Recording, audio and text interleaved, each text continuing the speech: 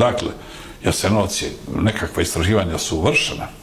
Sondirano je, neki kažu na 20, a neki vele i na... Stjepan Lozo je to dobro obradio, Roman Leljak i tako dalje. Igor Vukić, ja sam se bavio poslom kao i vi, Igor Vukić mi je bio gost. Igor počinje priču. Kad je na televiziji gledao prenos iz Jasenovca, njegov pokojni otac veli, nije to tako bilo, nije to tako bilo. Vukićevi su pravoslavci iz Bosne, takozvani Srbi, koji su nakon Kozare preko Jasenovca išli koje kuda. I čovjek zna šta je bilo u Jasenovcu. Iako je bio mali dječak, nikakvo ubijanje, ništa, nego su transportirani i slani.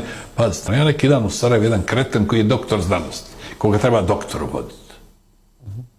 Meni u kamere veli da Jasenovac ubijana djeca i tako dalje. Mislim, nisam htio raspravljati s njim previše.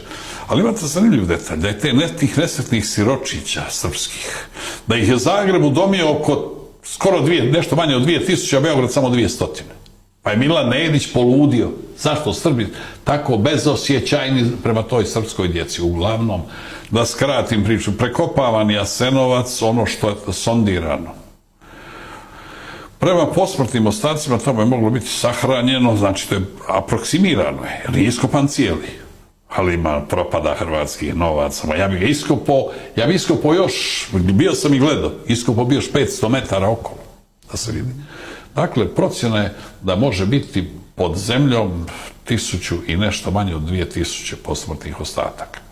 Ali je jedna masovna grobnica pronađena s druge strane, s bosanske strane, u Gradini. Pronađeno je nešto manje od 500 ljudi. I bio je šok kad je to pronađeno. Pa je pozvan iz Zagreba vrhunski stručnjak Zdravko Marić da vidi o čemu se radi.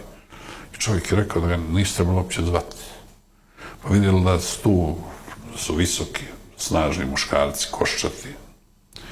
Vidjeli tu domobranske kape, ustaške, njemačkih vojnika i tako dalje. Ali dalje, jer vidjeli da su tu pronađeni kišobrani, ukosnice, čuture. Pa hoće li neko iz Jasenovačkog logora biti stavljen na skelu da ide na ubijanje, koliko je Sava tamo široka, 150-200 metara, on će nositi kišobran, je li tako? Znači, to uopće nisu žrtve Jasenovca, nego jedne druge žrtve.